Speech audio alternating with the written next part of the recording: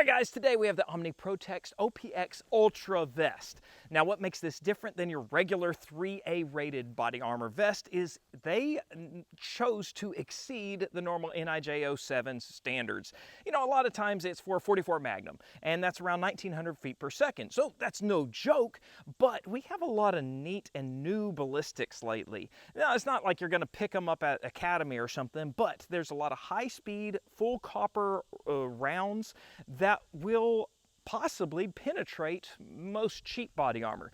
This claims it will do it all, it'll stop it all, as well as 5.7 Green Tip. That's the 27 grain 5.7 that's zipping right along, made, I believe, designed for penetrating soft armor. The carrier is really kind of a mesh, and so it's breathable, and we're in deep East Texas. It's not as hot as usually at 100 degrees, but it's super humid, and it feels fine still, and it is completely made in the USA and at 0.27 of an inch thickness in your armor level. Something else that was new to me on all the other armors that we have tested, I haven't seen where you can unzip your carrier straps so you can wash everything without, you know, degrading your Velcro. So that's kind of cool as well, but really that's all there is to it. We're going to take all these high-speed rounds. Okay, normally a 9mm, like 124 grains, running about 1100 feet per second. Some of this is, we're going to test 10mm, that's running 2400 feet per second. 9mm, the very first round we're going to start with is Civil Defense 50 grain, that's running 2172 feet per second. And then all these specialty rounds, no boring rounds on the range today. Let's shut up and shoot. Underwood 68 grain Xtreme Defender. This is Ballistic Machinist, 9mm Interceptor, old Ruger ARX, Fort Scott 80 grain color, solid copper spun, another plus P. The G9, this is cool, G9 Defense, they have their own, this is the external hollow point, 80 grain, and then another plus P Woodsman, which looks extremely different. Black Hills 124 grain, that's gonna be subsonic, but we had it, so we're using it, and then the Civil Defense by Liberty 50 grain. So this will be interesting. We're shooting with the Archon firearms. This is the Type B with the GSL Chilito suppressor just for fun, hoping the carrier stays solid enough that we can just do all 8 rounds at once.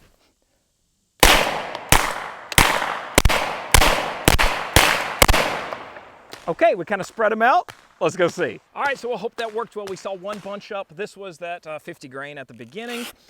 This gel by Clear Ballistics right here was used already, and I had marked it, and it looks like we're tearing some, no, that's no penetration, that's just our carrier. We ripped our back end of our carrier, but you can tell we have no penetration. We might go ahead and just continue using this because everything's still good. And then at the end, we'll have to see what those rounds look like, because right now we're testing body armor, not the rounds. Something I did notice though, the second round was that 124 grain not hollow point, Black Hills Honey Badger, and it hardly deformed anything. Everything else kind of left a poke, and that one's like, nah bro, I'm good, I'm not going too far. What are you doing? Making green tip? That's not how it works. Okay, yeah, you're right. All right, so we have this 27 grain, lead-free, and then we've got some 40 grain by Detroit Ammo. It's a VMAX. Oh, this is also 40 grain by Federal, the FMJ. I did pretty good. I can hardly tell them apart. So when you buy a green tip off a gun broker, it's really the American Eagle trash. So starting with our 27 grain, and then we go varmint, and then full metal jacket. Starting at the top, this is the back layer, so it's freshest. That magazine just popped out. Whoa! The bullet just fell out, and we have powder all inside the chamber. It's probably gonna do a fireball though, so I'm gonna go out here. Okay, all right, we're good. I am not sure about this. I mean, this is really past any kind of test that we've done for 3A armor. It's a bold claim to say it's gonna stop this 5.7. It's bunched up a lot on the, oh my gosh, it did. Wait, what is this? I've got a little rip at the 27 grain, but that's just, I mean, we had more rip in the 9mm. Because all the haters on Facebook on the teaser post were like, yeah, so will it stop 5.7? Oh my gosh, it did. Every one of them. So this is the 27 grain penetrator, and then the 40, and then the VMAX, and then the American Eagle, and we have nothing through. That's impressive. So now we go to our 10mm plus P. This honey badger from Black Hills is going 1572. This Underwood ammo is going 1773, and it is 100 grain. Now, the solid copper spun Fort Scott munitions, 125 grain, and it is running 1567. And then this G9 Defense looks very promising with a really cool shape of 95 grain and running over 1766. Finally, Civil Defense, 60 grain. We're at 10mm, 2,462 feet per second out of 10mm. This one might bunch up the carrier.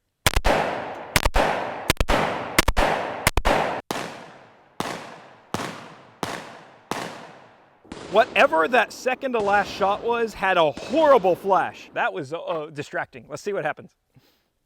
It's very bunched up. All right, we have marring from the backer. That's normal. I do not see any penetration yet, but boy, we had some movement.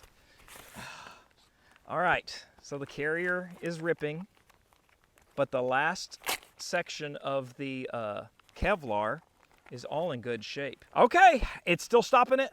Let's go further. This is the Black Hills 38 Special Honey Badger 100 grain. It's running 1,300 feet per second, but mainly we're doing it because I've been watching way too much of the Riflemen lately. All right, cool. So now this one, 220 grain, 300 blackout.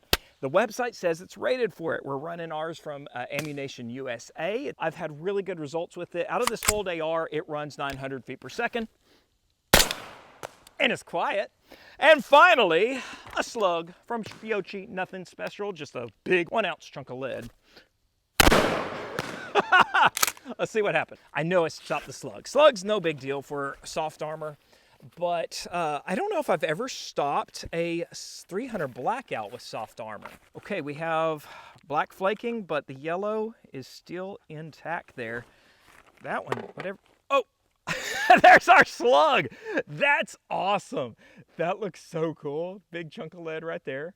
All right, so I guess it's stopping it all, but we still brought more guns to the range. That was everything that is listed as the OPX Ultra will stop. They have a comprehensive list on their website, including velocities and everything on all these specialty rounds, but we're pulling out all the plugs now. We have a 4.5 inch or 4 inch, 4 1/4, 5.56. So it's like, why not? Let's see what happens with some green tip. This will be a fireball, I bet. And no sights, so let's just point, shoot all gangster style. It jiggled, so he must have hit something. And now, 50 AE. However, it has some Lehigh solid copper rounds that the guys over at Crafted Ballistics made. I do not know the velocity because it was shaking the chronograph so much. But we'll just aim center mass and hope for the best. Woo! That had a flash on it as well. Now finally, this one I am not too certain about. This is the FK PSD, and this is the 7.5 ammo for it that runs around 2,000 feet per second. It's literally like a 300 blackout supersonic out of a shorter barrel, but it's also like a 7.5 diameter that's a little flat and less pointy. It's moving so fast, I'm thinking it's going through, but let's see. This is really specialty craziness. It shook so much, I think it may have stopped it because if they zip through, you don't get that much shake. Let's go see. By George, we stopped them all. Everything looks good. Make sure you get a real nice close-up there. It stopped everything? That's 5.56. That's 7.5 FK. Let's start our little diagnosis here. There is a flat 9mm from earlier. That's that stupid ARX round. That was dumb. That was a freebie just because I had it on the shelf. Wow. That's the 50 AE. It went less than the 9mm. It's a green tip because there is the actual tip of the bullet. Oh, that's the Civil Defense. That didn't go through much at all. Not much penetration on that. Okay, so, that's a Black Hills. Probably at 124 grain 9mm. It's a lot of layers. Oh, there it is. There it is. What is that? It's another one of those 9mm, but it has a hollow base, which I did not expect to see. So these sheets in the back are just, as you can see, nothing went through this even. That's crazy. Oh, there's one. Another just solid copper round. I can't believe it. Oh, something just fell on my lap again. There's another. Oh, that's that G9 Defense Woodsman. That was a very interesting. And there's another one. That's our 7.5. That's what I was looking for. I wanted to see where that went. And that was nestled right there. So it looks like our 5.56 actually went further than our 7.5 because that's very solid. And that S95 bullet just stopped right there in a nice little pattern. That's quite impressive. And so these sheets all right here are pretty much brand new and good to go again. I'm impressed. So to not admit defeat, which this armor has defeated everything today, we have a registered SBR here. And then this is a 62 grain solid brass spun tumble upon impact by Fort Scott. So you can't use this in a handgun, but this isn't a handgun. It's just a short AR. And I'm gonna point, shoot, and hope we hit, and then see if we can finally get through that today. Maybe. Maybe. We don't know till we go look. But while we're still here, we're going to... We have the tenderizer. This is a 404 grain by Ballistic Machinist, followed up by another Ballistic Machinist steel dumbbell. This may go through both... Oh, I don't have both layers. I brought the 9mm back. But we're going to go ahead and just see what we can do. Tenderizer, huh? I thought it was about to fall. Okay, it's so bunched up. I'm just gonna shoot where I think there's some stuff. Oh, maybe we got it. I can see trauma and I can smell the Kevlar. The energy transfer made some sort of like, oh my gosh. You would have to go to the hospital for sure. What was that? Oh yeah, 10mm stuff from earlier. We never tore this apart with our 10 mils. So bunched up. We have a wad. And we have a wad of Kevlar here. Well, let's just look at the back end. No way. No way. That's our copperite. Maybe this is our solid steel. No way. Okay, there's our 300 blackout. It got all bent. That's weird. It's like glued to it. There is our Ballistic Machiner tenderizer. We stopped it. Stopped it good. That was the high one. Oh my gosh. I would have lost that bet. That is that steel dumbbell slug, which we have sent through other lesser body armors. This is quite impressive. You got the O-rings, you can still just kind of, it's a little dumbbell right there. And it's still warm. That is stinking impressive. That's a 10 mil, cool, another 10mm. 8, 9, smashed 10. That was probably a Liberty. Oh, here we are. Look at that. That's a tiny hole.